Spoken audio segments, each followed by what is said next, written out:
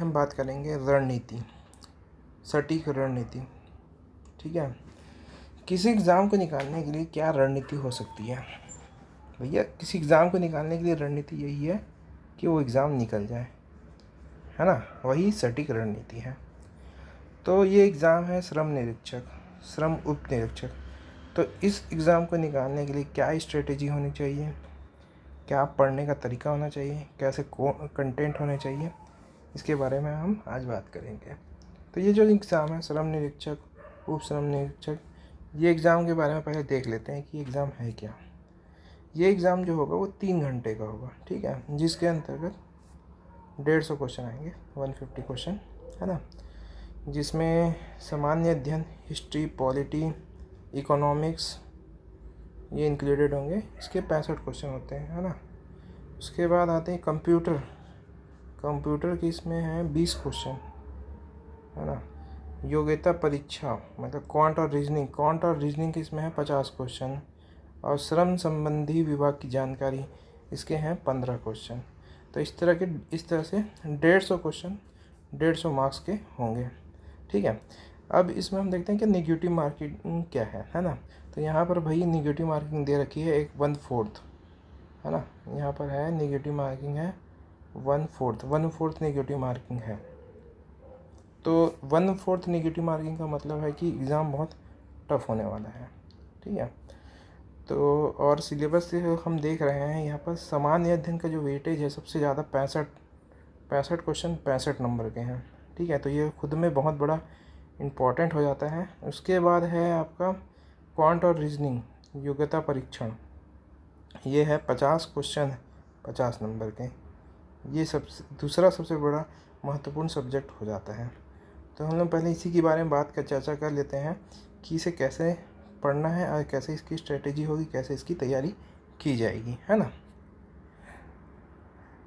तो बात करते हैं जो व्यापम का एग्ज़ाम है ना, व्यापम का एग्ज़ाम है। ये व्यापम का एग्ज़ाम कभी भी जो क्वेश्चन का लेवल होता है, ये अपना क्वेश्चन का लेवल कभी भी हाई नहीं रखता है। इसका क्वेश्चन का लेवल हमेशा मॉडरेट टू हाई होगा, ठीक है। तो हमें ऐसे क्वेश्चनों का प्रिपरेशन करना ही नहीं है जो हाई लेवल के हों। एक चीज़ हमेशा याद रखना, हमें ऐसे क्वेश्चनों को अटैम्प्ट करना ही नहीं है, ऐसे क्वेश्चन को प्रैक्टिस करनी ही नहीं है जो हाई लेवल के हैं, ठीक है। हाँ, तो हमें ऐसे क्वेश्चनों का लेवल को प्रैक्टिस करनी ही नहीं जो हाई लेवल के क्वेश्चन हैं। तो हमें कैसे क्वेश्चन अटैम्प्ट करने हैं? हमें क्वेश्चन अटैम्प्ट करने जो प्रीवियस ईयर आए हुए हैं, है ना। प्रीवियस ईयर 5 ईयर के क्वेश्चन आप ले लीजिएगा, ठीक है। सीजी व्यापम के पिछले 5 साल के क्वेश्चन ले लीजिए। जैसे कि अभी पिछले साल दिसंबर के महीने में जो एग्ज़ाम हुए हैं, वन विभाग के VPR, VAPR, SAS, ठीक है, परियोजना क्षेत्रपाल VFM के एग्ज़ाम हो गए, ठीक है। संपरीक्षक के, ज्येष्ठ संपरीक्षक के एग्ज़ाम हो गए, अभी SI के एग्ज़ाम है। इनके एग्ज़ाम के पेपर को कम से कम आपको 3 बार लगाने हैं, ठीक है। चाहे वो क्वांट हो, रीजनिंग हो, चाहे CGG के हो, है ना, चाहे वो आपका इंडियन GK हो, ठीक है। और यहाँ पर एक चीज़ ध्यान रखिए, यहाँ पर जो इम्पोर्टेंट पॉइंट है वो है हमको एक मेथड यहाँ पर अप्लाई करना है। वो मेथड है ऑप्शन फाइंडिंग मेथड, ठीक है। ऑप्शन फाइंडिंग मेथड क्या है कि आपको यहाँ पर जो क्वेश्चन होंगे वो होंगे सारे के सारे MCQ होंगे।